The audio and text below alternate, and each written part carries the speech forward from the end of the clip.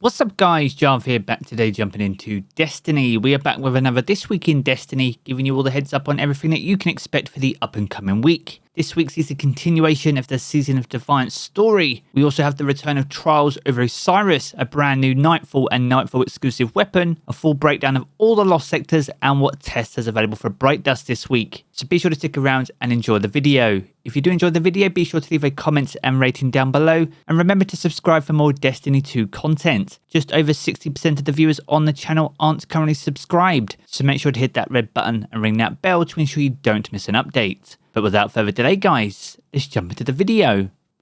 Another week and another This Week in Destiny. This week marks week 3 of Season of Defiance, and last week saw the launch of the Root of Nightmares raid. We made a full guide covering all the secret chests and how you can get your hands on the bonus Deep Sight Resonance chest. If you haven't checked out that video, make sure to do so, and I will leave the link to that down in the video description below. But this week we'll see the continuation of the Season of Defiance narrative, and with that we'll be visiting a Orbital prison. This is the third and final battlegrounds for this season, so if you're finding yourself not up to date with the quest, make sure to bring it up to date before jumping into this week's weekly reset. Now from here we're going to move on to the featured raid and dungeon content for the week. This week's featured raid can be found over in the Deep Stone Crypt. Now the Deep Stone was launched back in Beyond Light, and as a result of a recent quality of life update, we can now craft the raid weapons too. So if you don't have your hands on those, this is the perfect week to farm out the final patterns that you need, as well as that Eyes of Tomorrow exotic rocket launcher. Now, as for the dungeon, the featured dungeon this week is Duality. Now, this launched in Season of the Haunted and sees us taking on Keitel as the final boss. Now, if you can defeat the boss in this dungeon and also Tanix over in the Deepstone Crypt,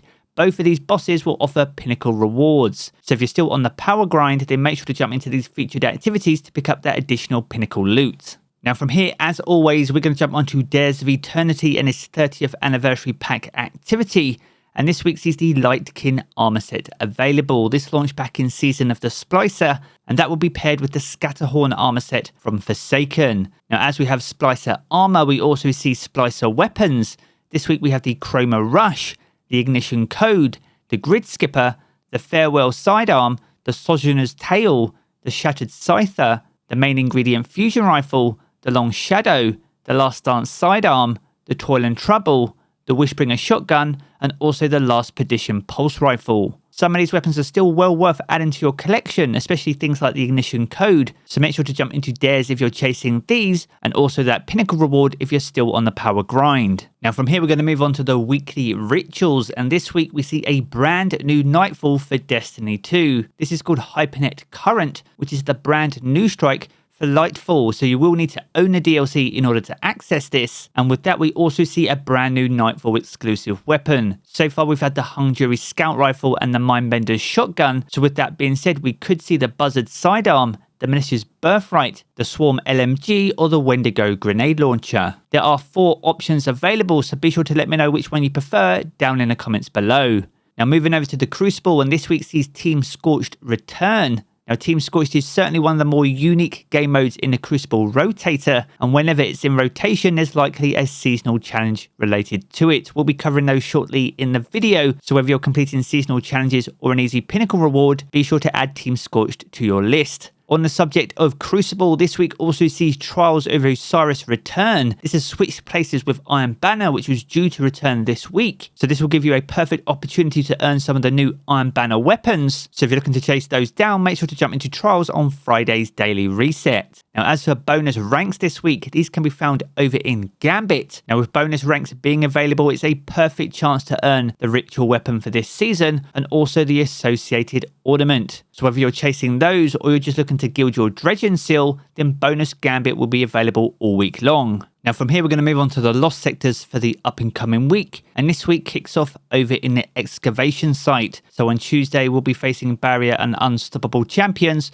at a chance at exotic boots. On Wednesday we'll be heading over to Skydock to face Barrier and Unstoppable champions as well, this time though offering exotic gauntlets. On Thursday the Quarry is back with Barrier and Unstoppables as well, this time though offering an exotic chess piece. On Friday, we'll return to Aphelian's Rest in the Dreaming City to face Overloads and Unstoppable champions, with this lost sector offering exotic helmets. On Saturday, Chamber of Starlight returns also with Overload and Unstoppables, this time though giving you a second chance at exotic boots. On Sunday we'll be heading over to Europa and the Perdition Lost Sector with Barrier and Overload champions offering another chance at exotic gauntlets. And to round us out for the week, we'll be heading over to Bunker E15 to face Barrier and Unstoppable champions, granting a final chance at exotic chess pieces. Legend and Master Lost Sectors offer some of the best chances to get your hands on some of the brand new exotics that are introduced with every DLC and every season, so make sure to plan your week accordingly. And if you want to check out this calendar for yourself, then make sure to do so over in Today in Destiny,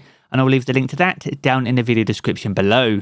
Now from here we're going to move on to seasonal challenges, and once again there are 10 brand new challenges for week 3 of Season of Defiance. The first is called The Longest Path, and here we need to complete week 3 of the We Stand Unbroken quest. That's followed by Bane of the Shadow Legion, so here we need to use abilities to defeat combatants in the Defiant Battlegrounds playlist, and defeating combatants with Strand subclass will grant bonus progress. Next we have Defiantly Defeated, so here we need to defeat combatants with Season of Defiance weapons, and you'll get bonus progress awarded for combatants defeated in the seasonal activity. The next seasonal challenge is currently classified, and that's followed by EDZ activities. So in the European Dead Zone, you need to earn progress by completing bounties, patrols, public events, and lost sectors. Next, we have Commendation Appreciation. So here you need to earn progress by giving commendations in the Vanguard, Crucible, and Gambit activities. Next, we have Iron Sharpens Iron. So here you need to complete Iron Banner matches and earn bonus progress for wins. Naturally, we won't be able to complete that until Iron Banner returns, which will be in week 4 of Season of Defiance. Next, we have Primeval Entourage. So here you need to defeat Taken in Gambit, and you'll earn bonus progress for defeating tougher combatants. Next, we have Ultimate Champion. For this, you need to defeat champions in any Nightfall strike on hero difficulty or higher, and you'll earn bonus progress at higher difficulty tiers. And the final challenge for this week is called Mid-Range Calibration. So here you need to calibrate mid-range weapons such as hand cannons, auto rifles, glaives, fusion rifles, and machine guns, all in the European Dead Zone, and you'll earn bonus progress for rapidly defeating combatants. Now, some of these challenges offer war table upgrades, all of them offer Challenger XP, and some also offer Bright Dust, which brings us nicely onto the final section of today's video, and that's what Tess has available for Bright Dust in week 3 of Season of Defiance. Now, over in the featured Bright Dust shelf, we have an exotic emote called a Vehement Flock. This is from Season of the Chosen and will set you back 3,250 Bright Dust. That's followed by Surging Current, this awesome exotic sparrow from Season of the Seraph. So if you missed out on this will set you back 2,500 Bright Dust.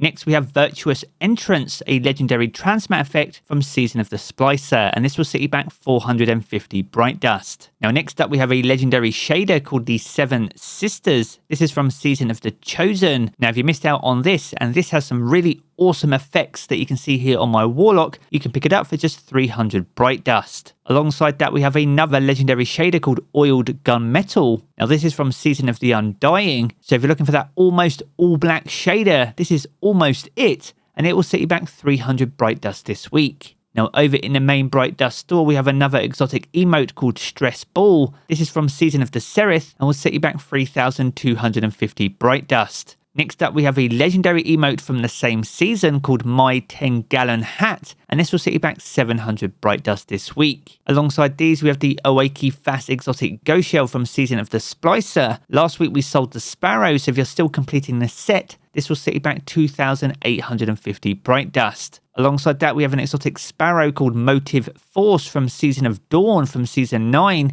and it will set you back 2,500 Bright Dust this week. Next up, we have an exotic ship called the Velicomantia, and this is from Season of Arrivals. So as before, if you're collecting and missed out on this will set you back 2,000 Bright Dust this week. Now, the penultimate item on offer is a legendary ghost projection called Thumbs Down. This is from Season of the Chosen and will set you back 1,500 Bright Dust. And the final item on offer is an exotic weapon ornament for the Lament called the Knight's Elegy. This is an absolutely awesome looking ornament and will set you back just 1,250 Bright Dust this week.